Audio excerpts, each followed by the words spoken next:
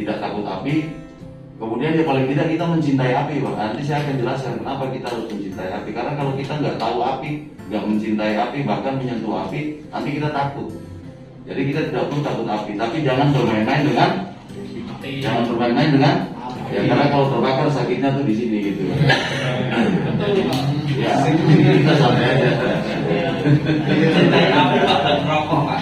Pak, ini kalau udah session seperti ini mulai konsentrasinya buyar gitu. Ya baik, teman-teman sekalian, saya mulai saja singkat-singkat. Nanti kalau mau ada yang nanya silakan dipertanyakan. Kalau Pak Elin juga butuh soft copy terkait materi, kami persilakan.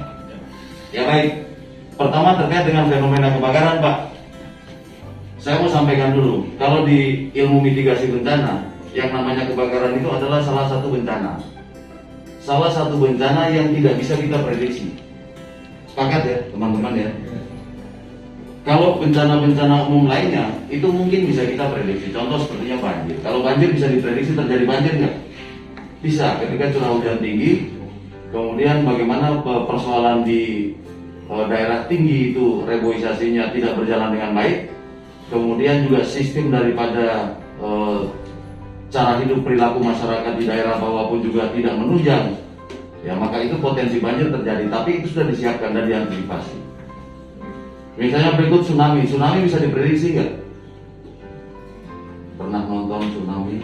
Bagaimana indikator terkait dengan bahwa akan terjadi tsunami? Pernah mendengar? Contoh misalnya terjadi gempa dengan berkekuatan skala tertentu di ukuran Richter gitu. Ketika kemudian para ahli melihat atau mungkin orang yang sudah terbiasa di pesisir pantai, ketika air pasang, ulangi air surut begitu jauh, berarti potensi tsunami itu ada, dan kemudian orang mempersiapkan diri. Nah, kalau kebakaran tidak bisa seperti itu. Saya yakin misalnya Pak Elin selaku pimpinan meskipun dengan pengalaman tinggi tidak akan pernah bisa memberikan sebuah prediksi yang tepat ke saya. Misalnya contoh Pak Daniel, nanti akan ada kebakaran di sini jam 3 sore, kan tidak ada. Karena kebakaran itu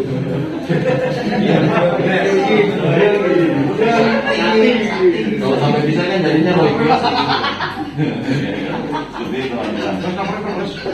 Ya. Karena saya sampaikan kebakaran itu menembus ruang dan waktu. Dia bisa terjadi kapan saja, bisa menimpa siapa saja dan di mana saja. Gak peduli yang namanya api. Nah, kita akan ketahui bersama yang namanya api. Semua kasus kebakaran dalam investigasi kami itu selalu dimulai dari api yang kecil. Ya. Kalau kita lihat di fenomena kebakaran seperti ini, teman-teman sekalian, daya jalar api ya. Ketika kita tidak dengan cepat, tepat dan benar mampu untuk mengendalikan, dalam hal ini memadamkan, itu hanya butuh 3-10 menit untuk merusak, merugikan, menghancurkan, meluluh-lantakan sebuah bangunan dan benda-benda yang ada di dalamnya. Kok bisa secepat itu? Boleh kalau nanti main-main ke Pusdiklat kami kita coba. Ketika kita tidak memadamkan sebuah potensi nyala api yang mengarah kepada siklus kebakaran, itu rentang waktu 3 menit, itu suhunya sudah mencapai 750 derajat. Nah, potensi 600, 500 sampai 750 derajat itu yang ikut, kemudian barang-barang lain itu ikut terbakar, ikut menyala. Tapi 3 sampai berapa menit, teman-teman? Ya kalau nggak percaya nggak apa-apa, tapi jangan dicoba gitu loh ya. Ya mungkin di warehouse lain tuh coba bakar itu lah, mungkin jangan ya gitu. Jangan dilakukan karena memang sangat riskan ya. Tiba-tiba dan kita tidak bisa tanggulangi. Iya. Tapi kalau bencana sebenarnya kita bisa preventif. Ya berikan aplaus dulu buat Bapak. Artinya gini, 11-12 lah antara bencana dengan musibah. Setiap bencana itu selalu menimbulkan musibah. Kenapa? Misalnya dampak kebakaran, kita kasih lihat dulu dampak kebakaran. Dampak kebakaran itu ada 5, Pak. Yang kita lihat sehari-hari kasat mata. Pertama, dampak kebakaran itu selalu menimbulkan apa? Kalau sebuah bangunan gedung terbakar, pertama apa? Kerugian. Ya, itu pasti kerugian terjadi. Kedua, kerusakan. Ya. Ketiga, penderitaan. Tidak ada orang yang bangunannya terbakar dia happy nggak ada ya. Terus malam ini terbakar dia terus nangis sebentar, siang dia happy, malam ke Holy Wing nggak ada, Holy Wing udah tutup gitu. Ya kan? Jadi kerugian, kerusakan, penderitaan.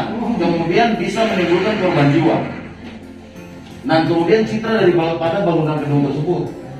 Nah, ini sering terjadi ketika sebuah bangunan gedung itu terbakar, kemudian direkapli seperti apapun, ketika orang mau menjual properti itu, banyak yang tawar-menawar dengan harga yang rendah.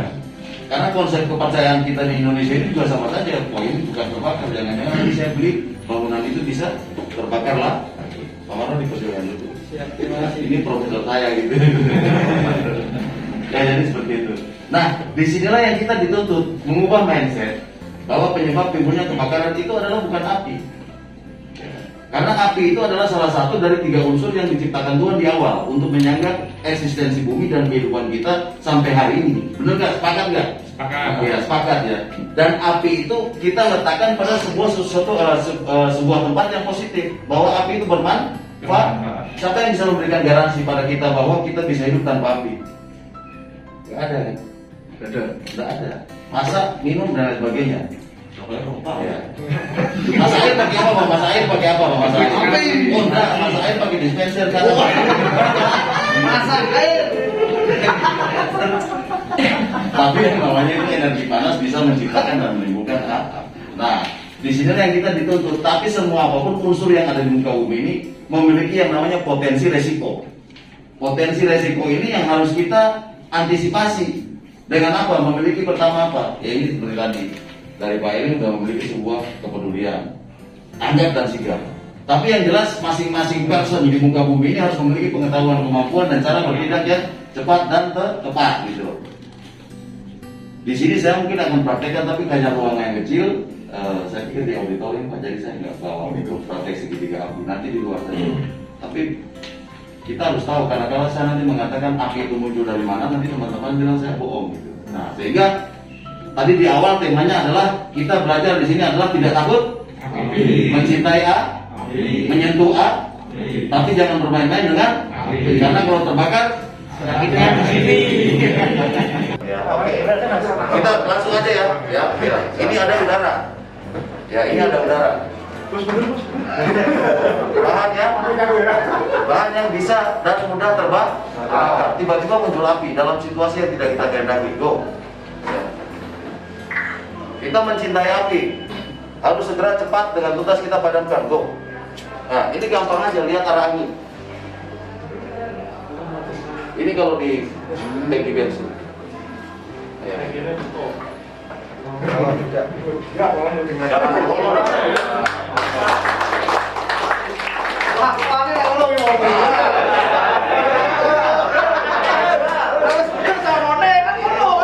Ini mewakili netizen di seluruh Indonesia. Karena di media sosial saya tampilkan semua jawab, oh kalau gitu saya juga. Karena sudah tahu. Karena memang kita sudah tahu. Dan ini penting, coba mendasari ini. Ya gitu. Saya minta satu orang aja coba.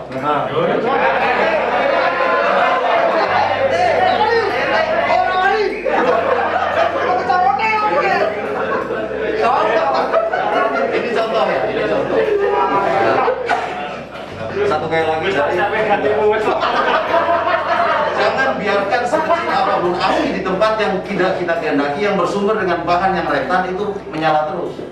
Kalau di sini tidak ada peralatan ya kalau saya sediakan kan menjaga jangan sampai timbul hal-hal yang tidak inginkan, saya sudah siap. Tapi kalau ini semua tidak terjadi, ternyata di media yang kecil seperti ini hanya dengan telapak tangan kita menyentuh, bukan dengan luar jaring, tapi dengan telapaknya. Karena apa? Loh, kenapa saya tadi tidak seperti ini? Kalau saya angkat dia meledak saya gitu loh, sehingga saya menggeser. Jadi pemadaman itu adalah sebuah upaya menggeser media untuk memadamkan salah satu penyebab yang paling domain dari timbulnya api, yaitu adalah memutuskan jalur oksigen masuk. Kalau kita seperti ini, kita menambah tekanan di dalam. Kita angkat dulu. Terus kemudian, oh, berarti badannya tadi kan kita nonton visualisasi di wajan. Kalau di wajan nggak pakai handuk yang dibasahi, kita pakai tangan dong. Jangan.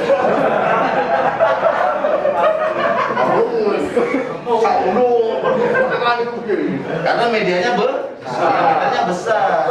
Saya berbicara kapasitas di. Bukan berarti terus nanti di video ada orang nih jadi dengan coba-coba sini tak coba tak praktekkan jangan. Saya bahaya saya gitu. Ya. Jadi coba kita tuntaskan lagi satu kali aja, nanti kita bisa pakai di luar. Sudah nih. Ya. Dia menggeser melihat arah aku. Oh, coba nih, mau coba. Oh, mau coba ya. Oh iya. Baik, berarti harus tahu kan, Pak? Harus tahu arahnya, Pak. Iya, harus tahu arahnya. Kita jangan berhadapan dengan lidah api. Makanya nanti jenengan kalau bawa karung bodi yang dibasahi, kalau apinya ke sini jangan. Nanti kalau jenengan seperti ini dia tidak mau, tapi harus di belakang. Oh, Harus belakang. di belakang. Nanti kita ajarkan dulu. Bagian tanpa api dulu. Tanpa api ya, Pak ya. Pakai ini ya, muat. Benar. Jangan dibablaskan, jangan seperti ini. Ya, makanya semboyan pemadam kebakaran itu dan penyelamatan adalah pantang pulang sebelum api, Pak.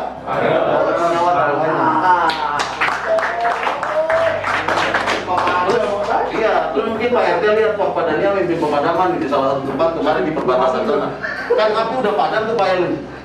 Kok Padania dan teman-teman nggak pulang-pulang? Padahal kan kita pantang pulang sebelum api padam, tapi kita harus tuntas. Nah, orang sebetulnya sama lah pemadam kakeannya orang mulai-mulai kayak apa? Sedih saya ini Pak. Ya.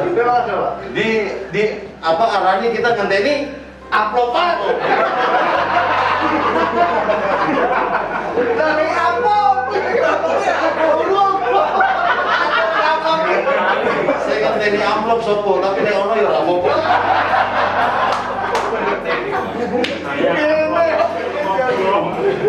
Ya coba kita coba lihat. Sorry seperti. Siapa sih, Mas? Taman baik. Kecil. Enggak anak-anak sini dulu, Pak. Siap ya? Siap. Yo langsung. Set. Pas. Ya. Kita harus tahu kelasnya. Ya, mungkin kalau Pak Marlo ini kan beliau seorang pengusaha yang bergerak di bidang proteksi peralatan. Mungkin kalau beliau mendengar saya, karena memang saya dipakai oleh kementerian untuk melakukan cara berpikir. Ya, cara berpikir bagaimana mindset orang itu melihat yang namanya pemahaman tentang dinamika api dan kebakaran.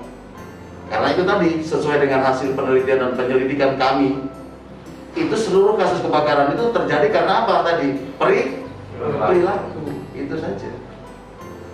Ya, misalnya contoh ini yang tadi ya. Nah, tapi jangan saya tegaskan lagi, jangan kemudian bahasa Jawanya apa? Gebiah-gebiah ya, Pak. Wah, berarti nanti nih ada arus pendek di AC atau listrik. Saya yakin itu listriknya nggak padam, kita yang padam, Pak. Ya makanya di sini kan ada Pak Maro yang menyediakan peralatan-peralatan sesuai perintah Pak Alim buat safety daripada PT di sini, gitu lah, seperti itu. Ya. Nah contoh, misalnya ada ibu-ibu mau masak nih. Sini ada perwakilan satu ibu ya, udah ibu apa masih mbak? Kakak. Mbak atau ibu? Bebas gitu loh. Tato ada deh. Kalau bebas ya saya. Tato saya dapat. Saya soalnya butuh kepastian mbak.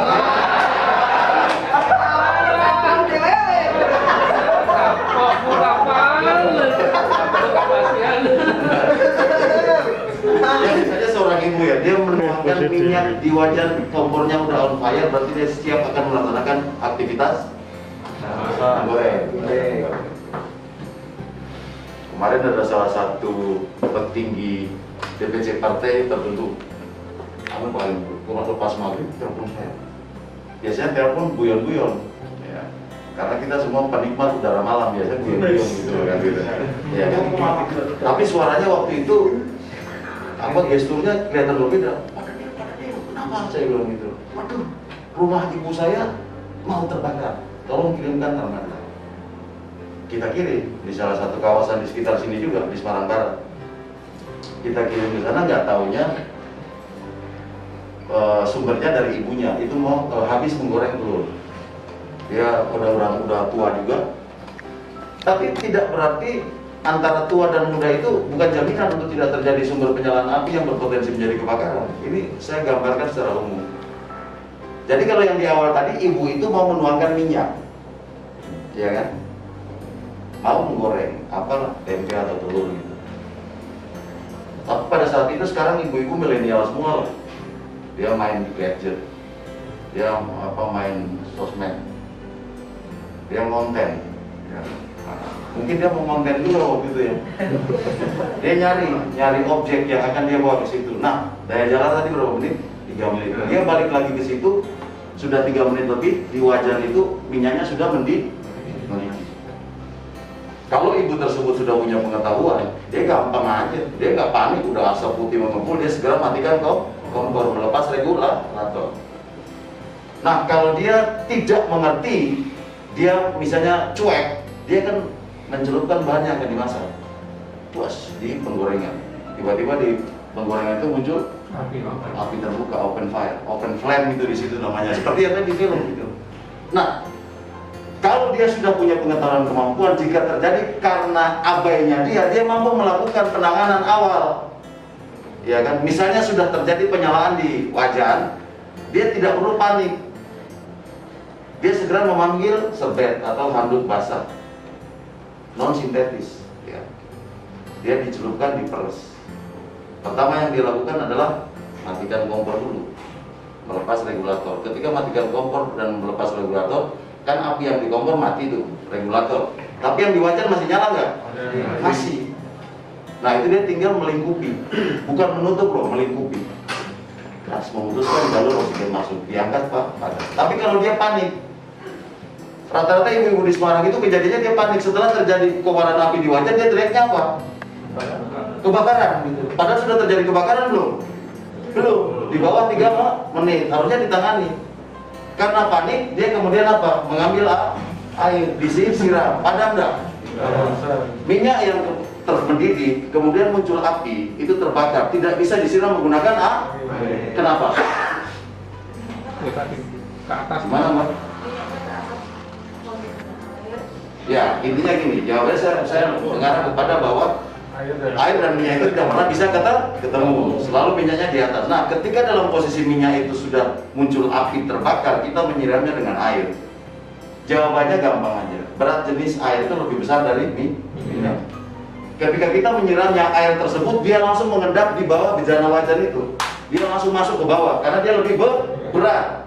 Nah, ketika dia terdorong masuk ke bawah, itu sepersekian detik kemudian dia ikut mendidih, airnya itu ikut mendidih. Didihan air itu yang mendorong permukaan minyak itu membuka ruang, oksigen masuk bertambah banyak sehingga timbul bola api. Lalu kalau misalnya, ini bukan dak ya Pak, teknik biasa Pak. Kalau misalnya gumpalan api itu melalap seperti ini dan rentan terbakar, dapur itu mudah terbakar. Nah, ketika dia mencoba menyiramnya dengan air, kemudian api bertambah besar, tambah panik. Dia jerit siapa? Dia minta pertolongan siapa, teman-teman? Suaminya. Pak, ngopong gitu loh. Nah, dia pada saat itu sudah pernah ikut penyuluhan seperti ini, tapi waktu saya menyampaikan bahwa pemadaman yang berasal dari sumber minyak dan gas tidak bisa dipadamkan dengan menggunakan air, tapi dengan bahan sadang non sintetis. Ketika sampai di non sintetis dia tertidur. Karena jam-jam ini kalau diajarin ini pada ngantuk juga gitu, dia tertidur. Sehingga dia lupa bahwa bahan sandang itu harus non sintetis. Si bener, wah menurut ajaran padanya bisa pakai bahan sandang dong, tapi dia bukan non sintetis. Dia menggunakan daster pada saat itu. Ketika KPR pun dia refleks, mencopot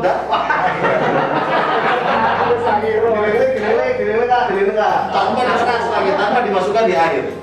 Ketika itu tidak terjadi dalam kondisi seperti itu, dia teriak. Suaminya lagi ngerokok, ngopi pakai sarung di depan teras. Itu juga sama, waktu ikut penyuluhan seperti ini gak dengar pengen tadi. Dia lari ke depan seolah-olah seperti seorang hero. Dia lepas sarungnya.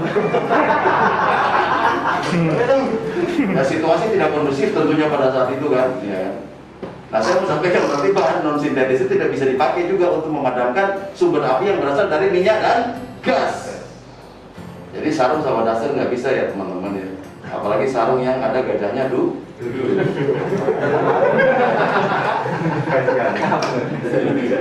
Nah, maksudnya sarung cap gajah duduk gitu. Nah, itu contoh. Sehingga kelas kebakaran yang harus kita pahami pertama adalah kelas A, kelas kebakaran bro. Ya. Kelas A itu, nah makanya ini ada Pak Marno Pak, peralatan kelas A itu dari benda padat non logam. Apa aja kalau benda padat yang sering terbakar apa Pak? Kayu, kertas ya terus. karet, plastik, ya, apalagi kain ya sebagainya. Itu kita cukup memadamkan dengan menggunakan, jika terbakar kita cukup memadamkan dengan menggunakan Apa? kalau benda keras itu, ya. Water.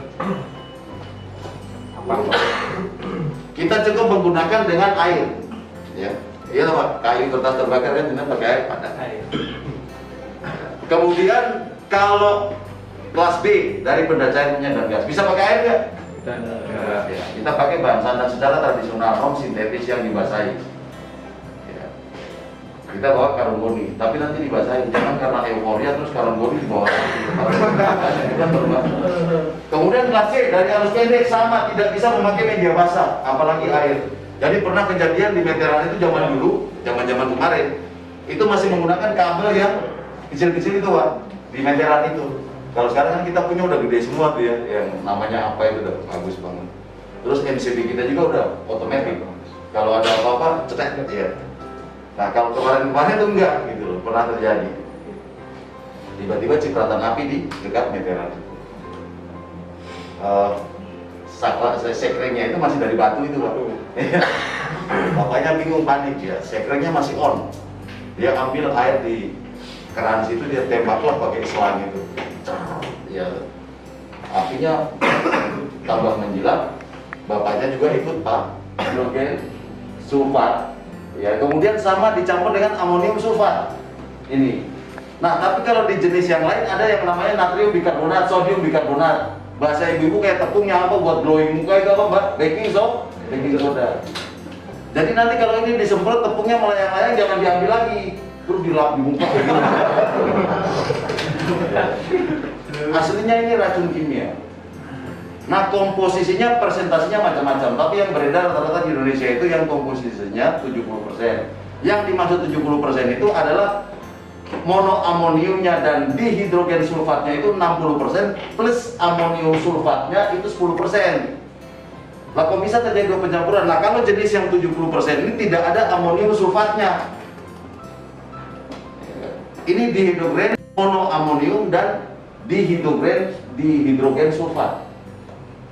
Ya. Dia tidak mengalami sebuah uji, itu yang dimaksud adalah uji kelembapan, sehingga dia merentan untuk mengalami yang namanya apa di sini pembekuan, sehingga dia punya apa tadi masa expired. Nah kalau jenis yang ini, yang jenis dry chemical powder ini ada dua, satu yang namanya store pressure, satu yang namanya cartridge. Bedanya apa? Kalau store pressure ini ada pipa tegak, ya, bukan tabung, pipa tegak yang ada Pak Marno paling tahu nih kalau ini. Ya. Tapi nggak apa-apa, kita berkompetisi di sini nggak masalah ya. Dia secara bisnis saja. Ya. Jadi ada pipa tegak yang fungsinya ada diisi tepung, ya, monoamonium dan dihidrogen sulfat itu diisi di lingkup sekian tertentu ya Pak Marno ya, gitu kan. Ya, kemudian nanti disuntikan dengan namanya gas N. Gas N itu namanya nitrogen. Ya. Nah, kalau di komposisi 70% tidak menggunakan amonium sulfat. Tapi kalau di komposisi 80-90% dia menggunakan itu. Tapi rentan kelembapan karena sama-sama rentan juga. Sehingga kedaluarsa ini kalau di store pressure ini adalah 1 tahun. Ini harus diisi ulang. Jadi betul Pak Marno kalau memang tiap tahun harus melakukan inspeksi dan perawatan serta refill di sini. Tetapi kalau yang cartridge, jenis cartridge itu ada tabung lagi di dalamnya untuk mengisi nitrogennya di bawah tabung, maka lebih berat. Kalau cartridge lebih berat. Nah itu tepungnya bisa bertahan sampai 2 atau 3 tahun. Itu kalau cartridge. Tapi kalau yang jenis 70% dari store pressure langsung itu harus 1 tahun harus segera diisi ulang. Ya kenapa? Ya kita menjaga loh. Lebih baik kita. Tapi Pak biasanya sampai 5 tahun bisa berfungsi tapi tidak bisa memadamkan api. Nah, bagaimana tahu bagaimana tepung itu 70%, 80% sampai 90%? Ya, itu warnanya bisa diketahui, teman-teman sekalian. Kalau yang 70% itu warnanya pertama bisa putih. Nanti keluarnya putih. Kalau enggak dia berwarna pink. Kemudian kalau enggak juga dia berwarna kuning. Itu yang 70%. Nah, kalau yang di 80% sama 90%, 80% dia monoamonium, kemudian dihidrogen sulfat sama amonium sulfat. Ya, 80% itu dia menghasilkan komposisi 70-10. Kalau 70-10 ulangi 60-20. 60 komposisi dihidrogen sama amonium 60%, ya kemudian amonium sulfatnya 20%. Itu tembakannya menghasilkan warna apa kalau yang 80%? Biru. Ya. Kemudian yang 90% takarannya 60-30, amonium sulfatnya 30%. Fungsi amonium sulfat itu buat apa? Pendingin. Kemudian itu yang memukul atau memecah partikel oksigen agar tidak terbakar. Dia menutup semuanya itu. Rentan kelembaban, lembab juga bisa. Nah, kalau yang 90% keluarnya warna apa? Teman-teman, hijau. Jadi kita bisa tahu. Ya.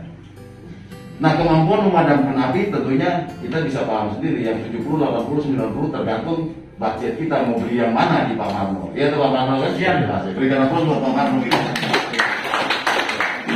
Wah, saya pilih yang 90% ya Pak Marno siap-siap aja gitu. Yang penting saya udah kandani, saya dapat komisi juga gitu. Ya teman-teman tahu ya.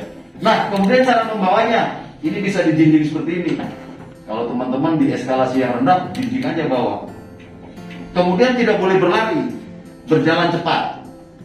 Kemudian bisa digendong juga, bisa digendong. Kemudian bisa dipanggul. Nah, teknik membukanya, ambil dari tembok, berat, lepas dari cantolannya, pak, lihat panggul, bawa. Misalnya titik api 4 meter, kita sudah melaksanakan operasional pembukaan. Ya. Caranya teman-teman, yang K3, divisi K3, ASC-nya mana? Semua di sini, semua ya gitu ya. Iya. Cara pegangnya adalah masukkan celah antara ibu jari dan jari telunjuk. Pegang di sini, yang kencang. Setelah itu masukkan jari telunjuk ke pin pengaman ini, pengunci pengaman. Ini ditarik, ditarik. Setelah itu kita akan mengetes. Kita nggak tahu apar ini masih berfungsi atau tidak dengan efektif. Kita julurkan noselnya di pegang ujung. Kita tembak. Kalau dia menjerat keluar, berarti apar ini siap diguk. Menggunakan apar ketika kita untuk menguji sebuah situasi di mana terjadi ancaman bahaya kebakaran, itu juga harus mencintai, tulus ikhlas. Kalau di tempat kami dulu Sri Kandi itu kan titipan anak pejabat Pak Ali. Diajari sampai kepala saya sudah pusing juga gitu. Masih manja-manja, tuh udah manja nggak apa-apa. Nggak diajak sini mana? Megangnya gini.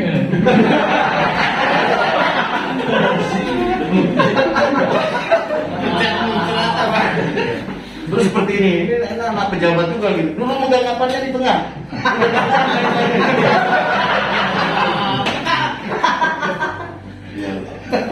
Jadi harusnya pegangnya di ujung.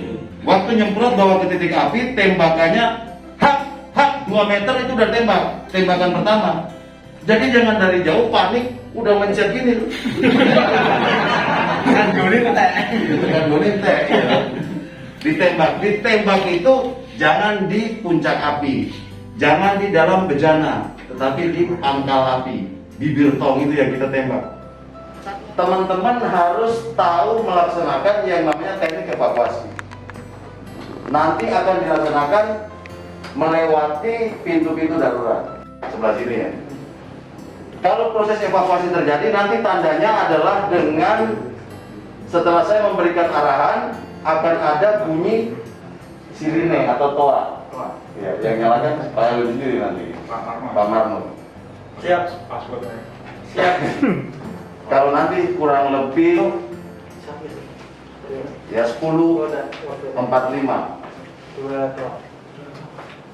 atau 10.40. Jika terjadi bunyi toa, jenengan langsung bergegas meninggalkan ruangan. Pertama yang namanya teknik evakuasi itu lanjut aja. Tidak, jadi evakuasi adalah pemindahan, sebuah proses pemindahan, memindahkan orang atau barang berharga dari tempat yang berbahaya menuju ke tempat aman. Ya. Nanti ada armada yang siap menyemprot, nanti tolong disiapkan. Ya. perlu dilatih hidran teman-teman ini nanti apa perlu? Iya. Ya, kalau nanti kita latih. Nanti akan ada penyemprotan dengan menggunakan selang dari armada pemadam kebakaran. Biar jenengan tahu. Putra. Sekarang tidak. Nanti kita ajarkan karena apa itu cukup berbahaya juga. Oh, ada dulu. Kita jual pantai kok.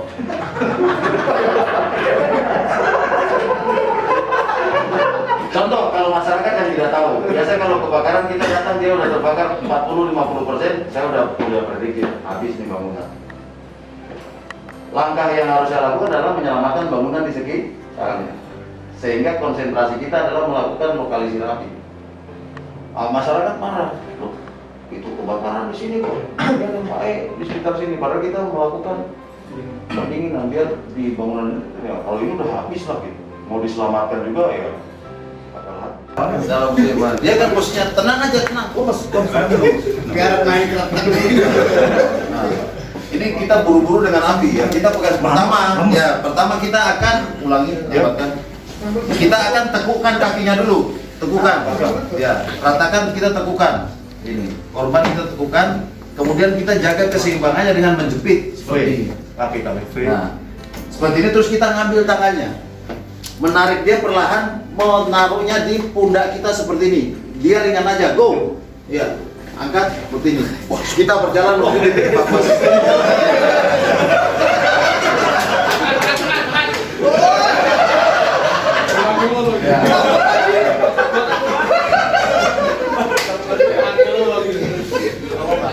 Yang namanya medical first responding atau bahasa Indonesia bantuan hidup dasar. Contohnya apa? Pingsan yang merem tuh bro. Tangannya apa? Ini dapat batam ini. Nah, ketika pingsan seperti ini, ya kita nggak bawa tandu ya. Kita akan mengangkat dengan cara mengangkat. Nah ini kita coba. Kalau orang pingsan seperti ini, kita menyadarkannya. Nanti jangan diletakkan di kasur. Dia nggak sadar-sadar pak. Malah bisa pergi selama-lamanya. Gitu. Kita taruh juga di tempat yang datar dan keras. Tempat datar dan keras. Nah ini seperti ini contoh. Kita coba teknik mengangkat korban, memindahkan dulu. Oke, ya Pak Sis. Ya. Oke, agak cepat. Saya minta yang baik aja. Masuk 3 orang berjejer untuk cara bawah. Ini gak ada tandu ya. Kita mau evakuasi. Posisinya kakinya gini. Semuanya berlutut seperti ini. Rempel rapat. Ya, rapat ini.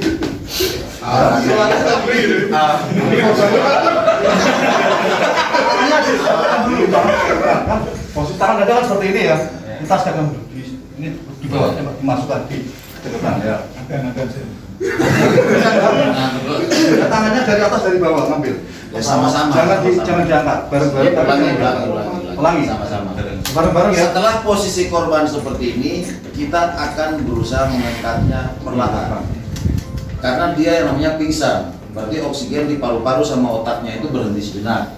Jangan sampai kita melakukan kegiatan yang bisa mencederai dia lebih parah, ya, sehingga bisa korban meninggal. Nah ini kita akan coba mengangkat pertama dengan menghilangkan tangan kita masuk di masing sela-sela tubuh kaki, kemudian bagian pinggangnya. Sebentar, jangan langsung diangkat. Ya, ini harus ada aba-aba. Pertama kita mengangkatnya taruh di pangkuan kita. Di paha. Ya. Hitungan dari saya. 1, 2, 3 taruh di paha ya. 1, 2, 3 taruh paha. Jangan berdiri dulu. Jangan berdiri dulu. Taruh paha. Ini jangan seperti ini ditarik ke belakang. Nah, ini supaya jalur napasnya lancar. Kalau tadi seperti ini, dia makin sesat. Ya, betul ya.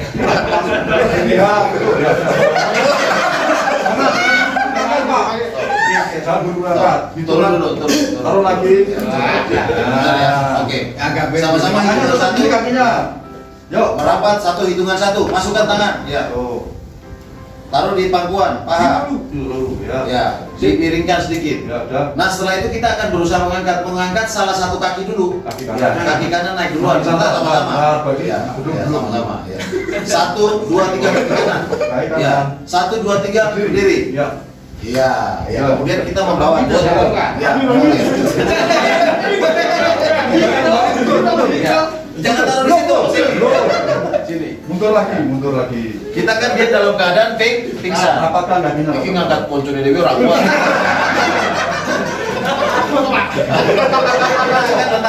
Letakkan lagi sama. Pertama kita berlutut tadi Kanan. seperti tadi.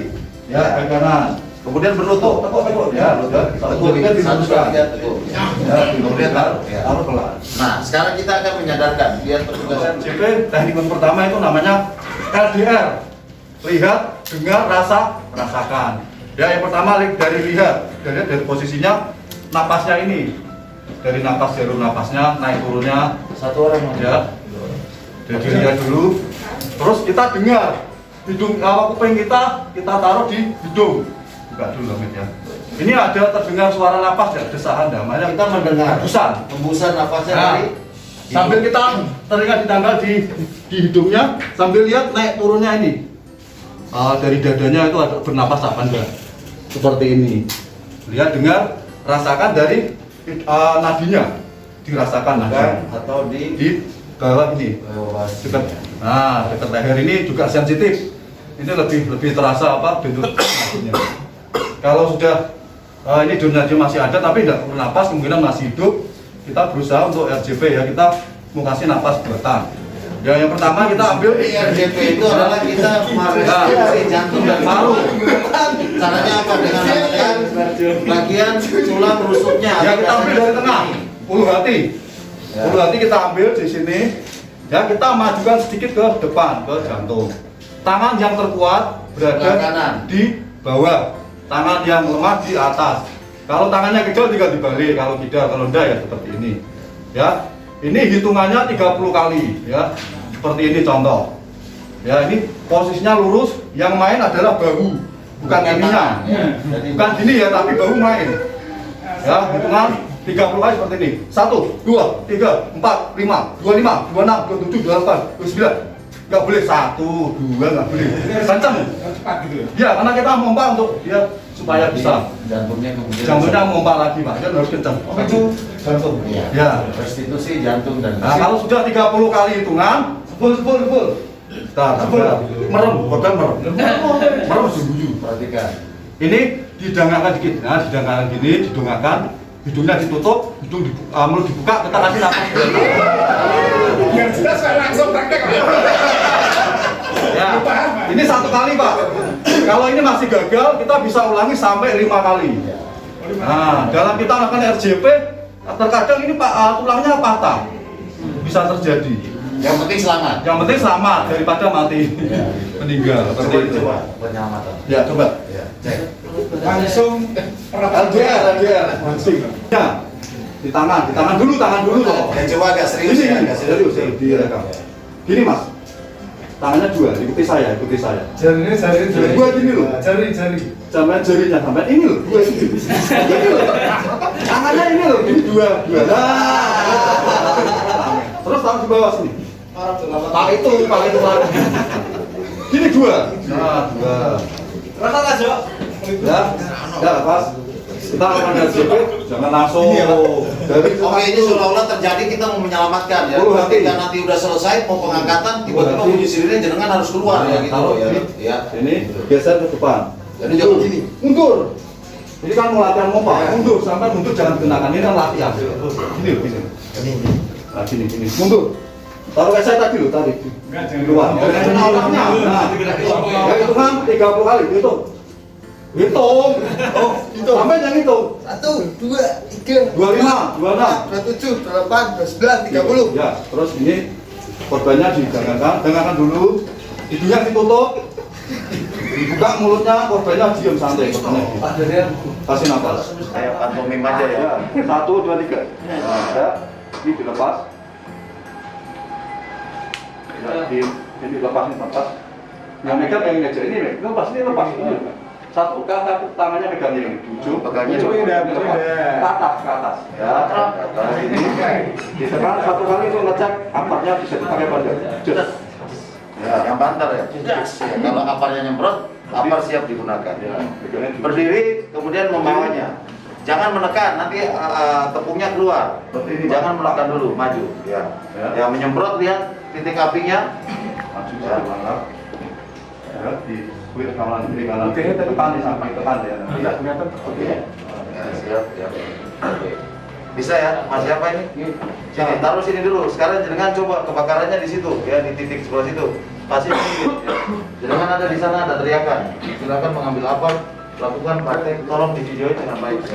Ya, oke. Letakkan kuda-kuda, masukkan apa? Letakkan leher. Letakkan leher, masukkan di selang. Ya, Tarik pin. ya. Juruskan selang ke atas. Angkat selang ke atas. Tembak tes 1 kali. Tembakkan 1 kali untuk tes.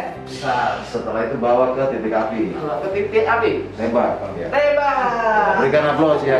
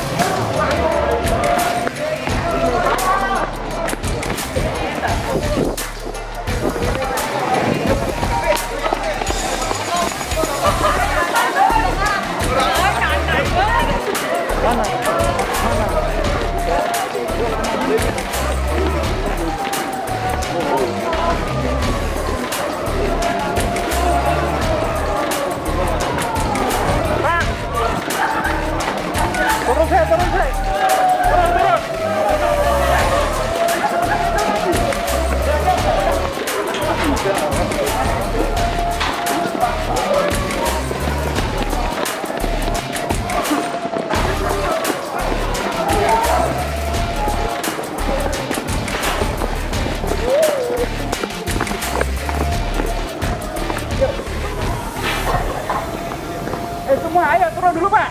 Turun kumpul di sini kumpul itu. Hei, Pak. Hei, turun sini dulu. Iya Pak. Pak, turun sini dulu. Turun sini dulu. Turun sini dulu. Tinggal.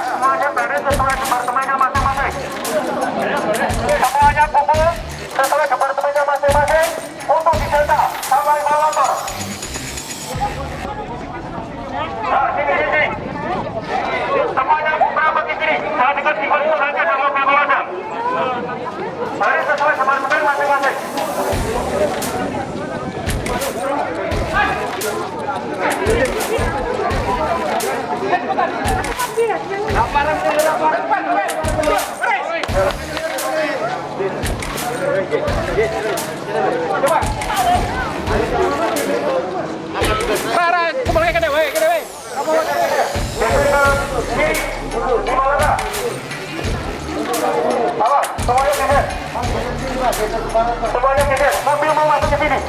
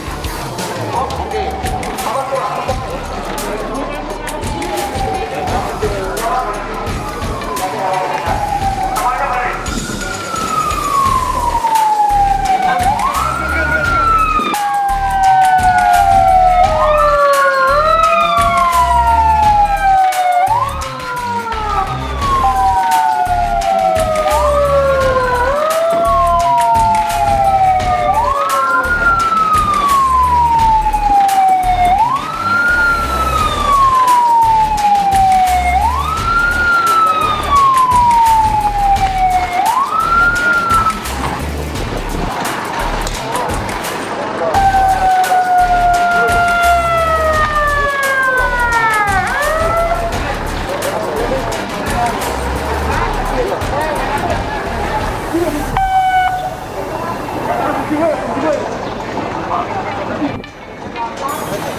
cetak, semua cetak. Takutnya hanya penghuni yang masih tertinggal dalam ruangan.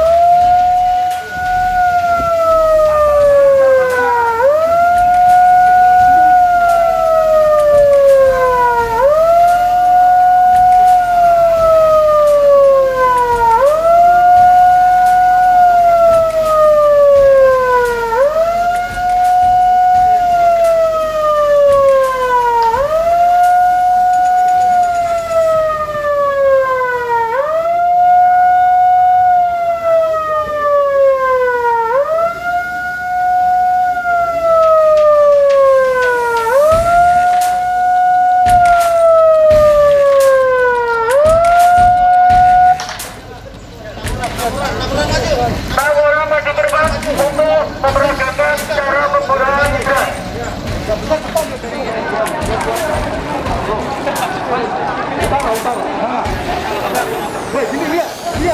Kakinya dilihat, saling bertumpu. Ya. Untuk pegangan stop dan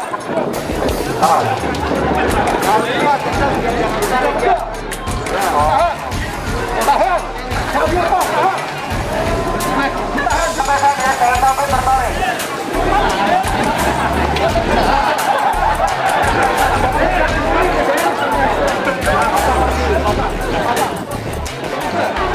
Saya mengatakan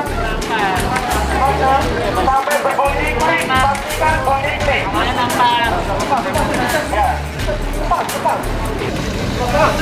Cepat. Kita konsisten ya. Fokus yang depan lo selalu fokus terhadap fotonya ya. Cara pegang yang benar.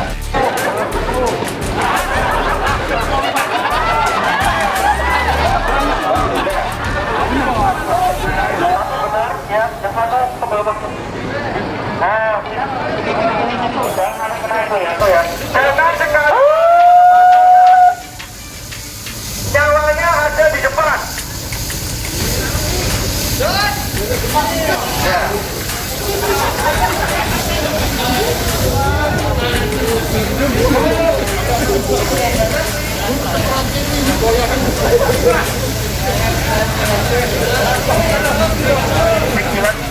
Angkat tangan.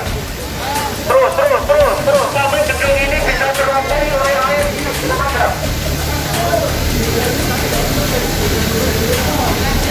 Ya.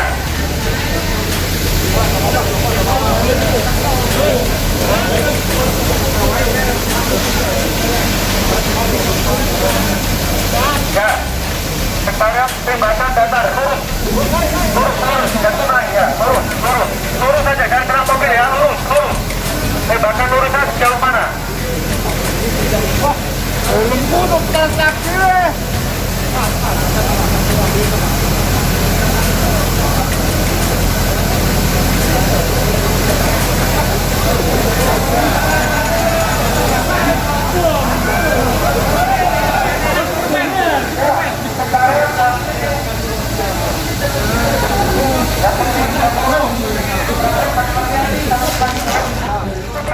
Perhatikan cara membawa selang, yaitu di dinding. Lihat dari tim dinas kebakaran sama DSS, DSP.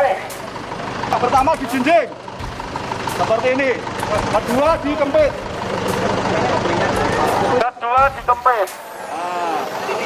Ketiga, Masuk ya. untuk perempuan bisa digendong. Untuk perempuan bisa digendong. Yang seperti ini ya. Untuk yang laki-laki dipanggul. Laki-laki dipanggul. Posisi nozzle kopling di bawah.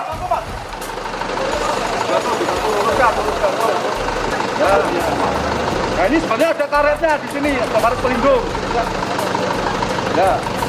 Sekarang cara melempar. Awas, maju sedikit Pak, nanti kena mobil. Maju sedikit.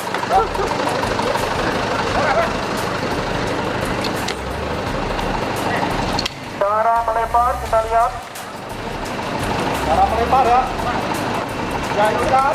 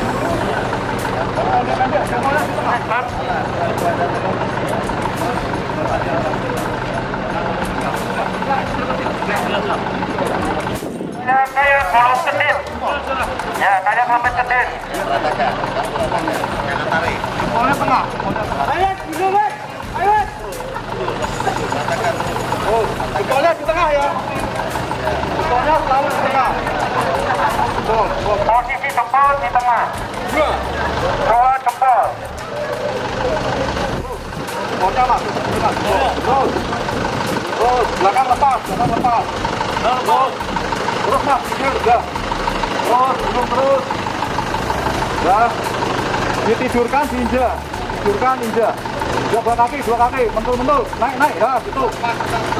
Ya, sip. Jadi evaluasinya adalah tim evakuasi tidak menyeluruh sampai PLB belakang dan atas.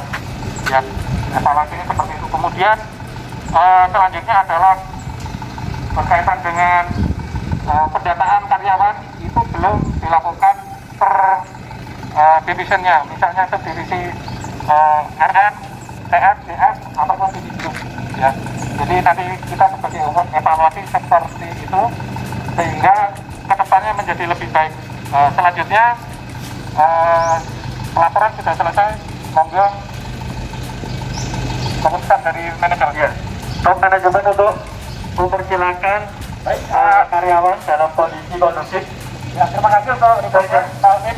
Ya, jadi hari ini ya kita sudah lakukan evacuation drill, dilanjut dengan fire drill. Ya, di laporan tadi ada hal yang perlu kita review, ya, bahwa dalam penanganan bencana, ya, kita harus lakukan tindakan yang tepat. Ya, jadi kita sudah ada emergency team. Ya, tugasnya nanti adalah memimpin teman-teman semua yang terjadi evakuasi bencana, ya. Jadi dari review tadi perlu ya nanti kekompakan masing-masing tim ya dalam mengontrol timnya, ya. Dan dari hasil ini ya masuk kondisi Pak ya, nggak ada temuan. Cuman next ya untuk pelatihan yang akan datang atau mungkin kalau kita menghadapi keadaan darurat ya diminta tim semua untuk tanggap. Ya semua harus serius karena saya juga ada beberapa tim yang tidak serius menanggapi ini. Jadi ini penting sekali ya karena kondisi tanggap darurat ini kita nggak bisa rencanakan ya itu bisa terjadi kapan saja. Dan di lingkungan kita ya ini cukup luas sekali dan banyak potensi-potensi terjadi kebakaran ini. Jadi saya minta teman-teman semua ini bisa diambil suatu review yang positif ya supaya nanti kedepannya kita bisa lebih responsif lagi jika ada keadaan seperti ini. Oke. Karena sudah kita lakukan proses dan evakuasi dan keadaan kondusif, ya makanya untuk kegiatan kita bisa mulai lagi seperti biasa. Jadi silakan tim kembali ke divisi masing-masing. Silakan, terima kasih. Ya, setelah ini dari tim yang emergency untuk kumpul di tempat pelatihan fire drill, motor, karung bodi dan semua gas LPG ya. Oke. Tim yang tadi buat di nos, training tolong langsung menuju ke belakang ya. 2, 3.